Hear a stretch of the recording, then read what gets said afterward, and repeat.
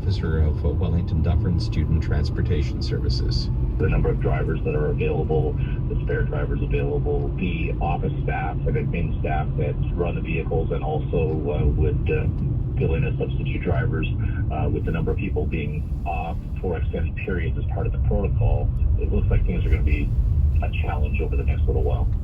Pryor says he's prepared to cancel routes if absolutely necessary. For now, he's making do by having drivers do more than one run. A spokesperson from the Student Transportation Services of Waterloo Region says the school bus driver situation may be changing rapidly for them as well. Benoit Bourgault says they expect some delays caused by higher absenteeism. He told CBC-KW in an email they have plans to cover every route. However, some students will experience some delays. 2 years into the pandemic, and Canadians are experiencing burnout like never before. A survey of workers done by Mental Health Research Canada found that a third of Canadians say they're burned out. That number jumps to 66% of nurses, almost double the national average. Burnout is the feeling of being emotionally exhausted or overwhelmed despite hard work. Tim Guest is the president of the Canadian Nurses Association. He says the burnout is affecting nurses now, but it will trickle down to all Canadians as the pandemic continues and when the healthcare system needs to catch up with procedures that were put on hold for COVID-19. The longer we do not do something with this, the worse this situation is going to be. This situation is going to be dire for a period of time, and there will be no one in this country that does not it doesn't impact. The survey also found that fewer than half of people surveyed felt their companies promoted work-life balance, and a third said they thought their employer was committed to a low-stress environment. Younger women reported the largest amount of burnout. The time now, 8:34. You're listening to the Morning Edition on CBC Radio 1. 136 people with COVID-19 were in Waterloo Region's hospitals as of yesterday. 1,200 cases were reported over the weekend. That number is considered and underestimated because not everyone can be tested for the virus. An Ontario mother who pleaded guilty in her son's drowning death in the Grand River is due in an Orangeville courtroom today. Michelle Hansen's sentencing hearing is scheduled to begin at 10 this morning. She was charged after her 3-year-old son, Caden Young, died during heavy flooding near Hansen's home near Grand Valley. In November, Hansen pleaded guilty to criminal negligence causing death. Canada's nuclear industry has published a plan to ship highly radioactive spent nuclear fuel rods through some of the province's most densely populated communities. It would mean, according to the report, starting in 2040, radioactive cargo could potentially travel along rail routes, the 401, or even city streets. Nuclear safety experts say they're confident in the plan and say the likelihood of an accidental radiation release depends on the safety of the containers. Caitlin Burley is the manager of transportation engagement with the Nuclear Waste Management Organization. She says the containers have been exhaustively tested. So these include drop tests, puncture tests, fire tests, all that actually occur consecutively on the same package to inflict maximum damage.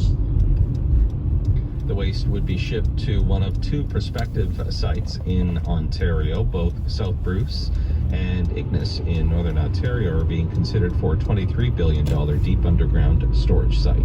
That's the news from CBC Kitchener-Waterloo. I'm Joe Pavia. Thank you very much, Joe. And now here is Josette Lafleur with one last look at the weather as we send you off into your Tuesday. Good morning, Josette. Good morning, Craig. It is cloudy out there right now. The snow has stopped for now, but there is still a risk of snow squall early this morning, as well as blowing snow that could lead to reduced visibility. The forecast is calling for heavy snow later in the evening. Snowfall amounts could be anywhere from 10 to 20 centimeters. It's -9 in Kitchener, Waterloo, Cambridge, Guelph, -10 in Mount Forest, and -4 in Stratford. The wind chill throughout most of the listening area is sitting around -15. It's about -9 in Stratford. Today, the high is -4. It's going to stay that way throughout the day, right into the evening. Then we'll have cloudy periods tonight with a wind chill feeling more like -13. Thank you very much. Well, enjoy what seems to be a second snowy day out there, everyone. Be careful in your travels. That snow is blowing around, so just be wary of that. I'm Craig Norris. On behalf of everyone here on the Morning Edition, thanks so much for spending some time with us. We'll see you again tomorrow. Take care.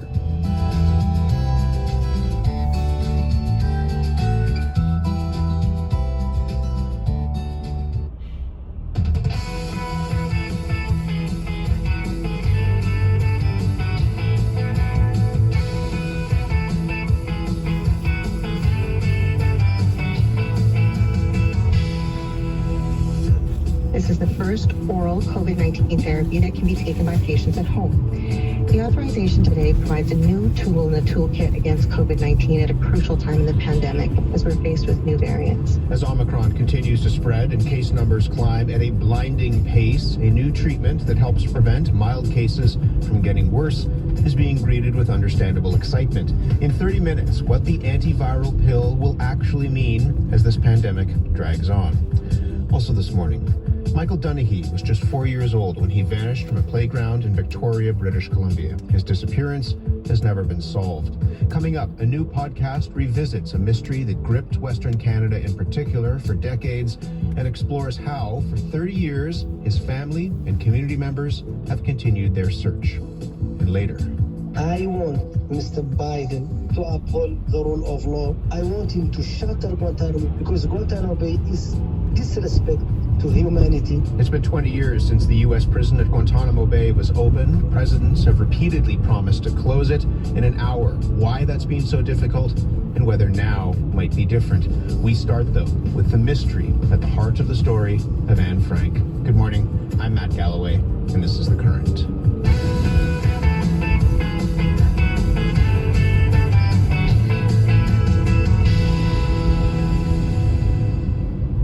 It was quite a different Anna I had known as my daughter. She never really showed this kind of inner feeling. She talked about many things, we criticized many things, but what really their feelings were, I only could see from the diary. And my conclusion is, as I had been in very, very good terms with Anna, that most parents don't know really their children. That was Otto Frank speaking about his daughter, Anne Frank, and what he learned from her famous diary. Millions of people know her story, but one question about it has lingered for decades. Who informed the Gestapo about the location of the secret annex where Anne and 7 other Jews were hiding from the Nazis 77 years ago? That mystery may have finally been solved. The story of how and who is told in a tremendous new book called The Betrayal of Anne Frank, a cold case investigation. The book is written by University of Toronto Professor Emeritus Rosemary Sullivan. Rosemary Sullivan, good morning. Good morning, Matt. Congratulations on this book. Thank you. How did this investigation into who betrayed the people hiding in the secret annex come about? It began on the initiative of 2 Dutchmen, the first Thijs Beyen, a filmmaker, who felt that while it's an international, universal story, it has a Dutch dimension, and the issue of who betrayed Anne Frank had never been solved. He then involved his friend and fellow journalist, Peter Van Twisk. They turned to a retired special officer of the FBI, Vince Pankow, to lead the cold case. They wanted somebody who would have an outside perspective. Why was it, you've hinted at this, but why was it so important to try to solve this mystery? Peter felt that, like many European countries after the war, everybody claimed to be part of the resistance, and there hadn't been a real accounting of what had gone on. It's true that painfully and for reasons that are very, very complex, the Netherlands deported more of their Jewish population, a higher percentage than any other Western European country. Peter Van Twisk felt this should be faced. Thijs Beyen felt that Europe, and we can see in North America as well, is moving to a kind of world of conspiracy theories where populations are divided and there's extreme activity on the far right.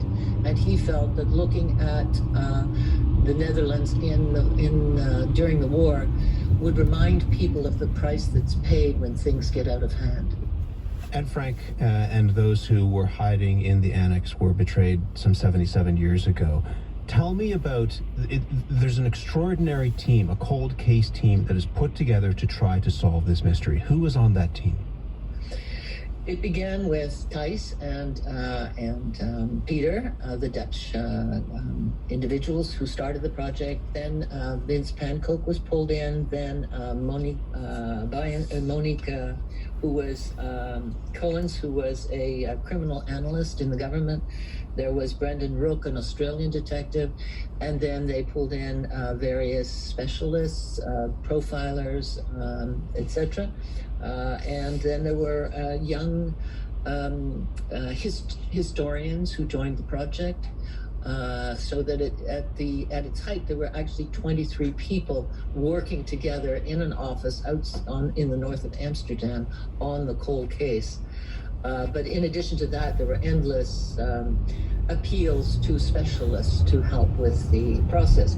But what made this investigation different, I think, in kind, was that they were able to use artificial intelligence. Vince and company and the cold case team went to a data company called Zomia in Holland, who created a database which was uploaded onto an artificial intelligence platform, so that the cold case team could cross-reference and find connections that had never been seen before. Connections between people, addresses, dates, policemen on raids, information about citizens that were available on their residence cards, who was Dutch Nazis, who were the informants, V-Frau, all this, so they ended up with a database which they called the bookcase, cleverly, and it had something like 66 gigabytes of material, something like 750,000 files that the cold case team was working with. The bookcase, of course, is the bookcase that hid the entrance to the secret annex in that warehouse. Tell us what happened.